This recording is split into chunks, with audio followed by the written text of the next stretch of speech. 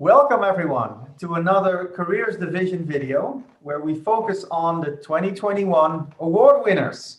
And in this video, we're going to talk about the Arnon Reichers Best Student Paper Award winner of this year. And she's with us because it's Kira Choi with her paper, Gender Differences in the Use of Social Contacts in the Job Search Process. So congratulations, Kira. Thank you. Thank you, everyone. Also with us in this session is the committee chair, and the committee for this award this year consisted of Mila Lazarova, Stephanie Gustafson, Martin Opshonka, and the chair who's with us today, Simon Restubog. Welcome. Hi, everyone. Hi, Oz. Hi, Kira. Well, very happy indeed. This is my first ever solo author project, and it has been more than 2 years since I started working on it. So I must say it feels great to be recognized. Of course, it has a long way to go to be able to be published, but to me, this award is a signal that at least this project is interesting and that it has a potential. And I know that there are many other papers that were probably better than mine that should have been selected, so thank you. The plaque actually got delivered today, which is very timely. It's actually very difficult to answer that question, Yas, because there are a lot of things to like about this paper. But let me just give you an overall assessment, right? So overall, the committee believes that this is an important topic that requires research attention. More specifically, it asked the question, how do women overcome labor market disadvantages in the job search process? And the committee believes that there are many things to like about this paper. First, the paper explores a timely and a very practical research question. Second, it uses a large archival data set and also analyzes using rigorous methods along with machine learning approaches.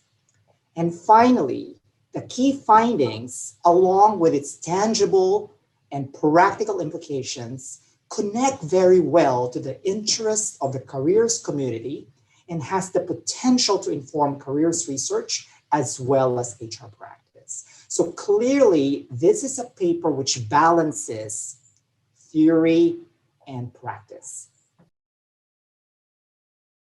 Thank you, Simon, for a perfect summary. It sounds so much better than how I would put it.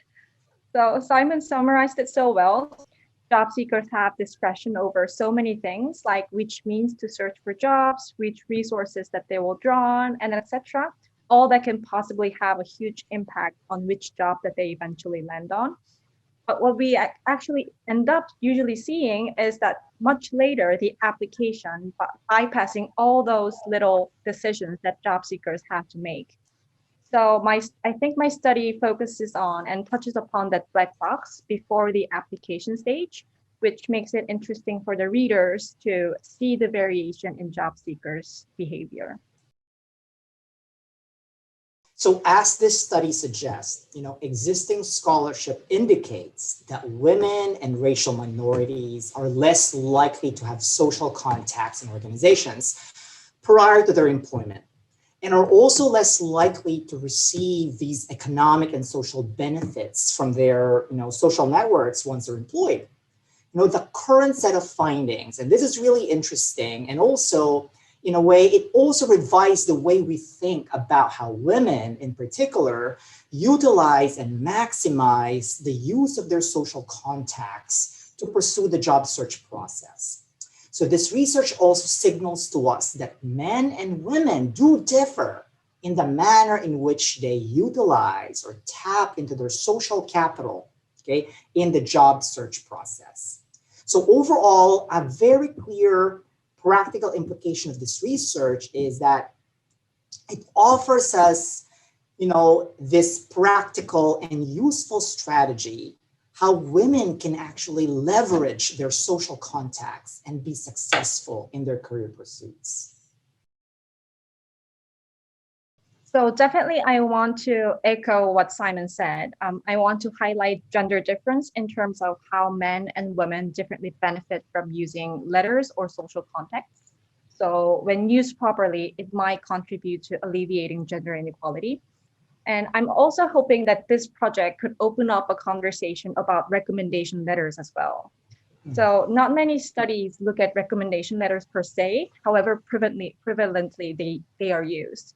When we search for jobs, we are frequently asked to provide reference letters, and we know that they have a huge impact on our careers. But studies looking at the letters are rather rare. So as I continue my exploration of individuals' job search strategies, as well as firms' hiring strategies, I believe that there are certainly value to looking at recommendation letters as one particular job search or hiring tool, and hopefully many others could see that value as well.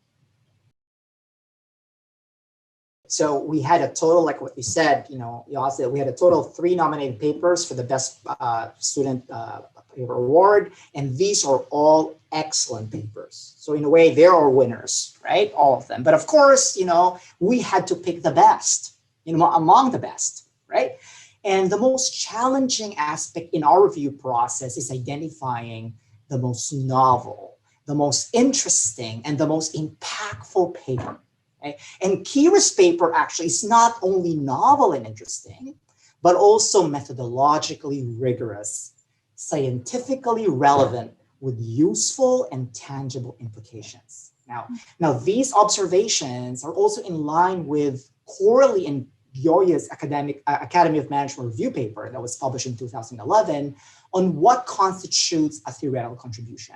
That is, a theoretical contribution can be assessed along 2 interrelated dimensions. Okay? The first dimension is originality, which can either be incremental or revelatory. And the second dimension is utility, which can either be scientific or practical. So my advice, to career researchers, to committee members, right, or to students wanting to submit, a paper for the careers division and wanting to compete for the best paper award, my sense and the sense also of the committee is that papers that display both original, revelatory insight, and scientific utility will clearly stand out. Sure. So I think I was lucky to be chosen, and I thought maybe it has to do with the fact that this project has interesting data sets, interesting context, and interesting results.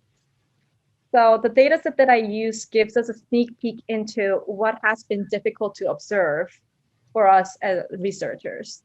So I encourage my fellow PhD students to go out there and look for untapped data sets or contexts that have interesting components to them. It took such a long time for me to initiate the conversation with the company and get the data set, but it was really worth the investment of my energy as there were so many interesting things to explore after all. And also the interesting results come from getting to know what is going on really well. So after I collected the data set, I devoted much of my time looking at the big picture and relationships, speaking with the companies and users, getting a sense of the context and how certain things might relate to different things. I think those really helped, speaking with different entities and looking at a lot of different patterns to point out something that was interesting enough and worth theorizing about. So yeah, but again, just I happen to have secured such a data set and found the pattern, and I know this doesn't always happen. So I guess a little bit of luck also helps. So thank you again for the recognition and selecting my paper as the Best Student Paper Award. Thank you. Thank you both. Simon as a committee chair, Kira as our award winner for this year. Thank you for being in this video and sharing your insights about this great paper. I think it's a well-deserved winner, a very exciting study.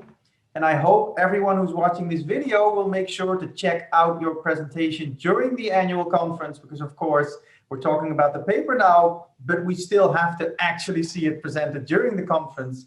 And of course, we will also celebrate the success again during the business meeting. So thank you both very much, and I hope to see you at the conference.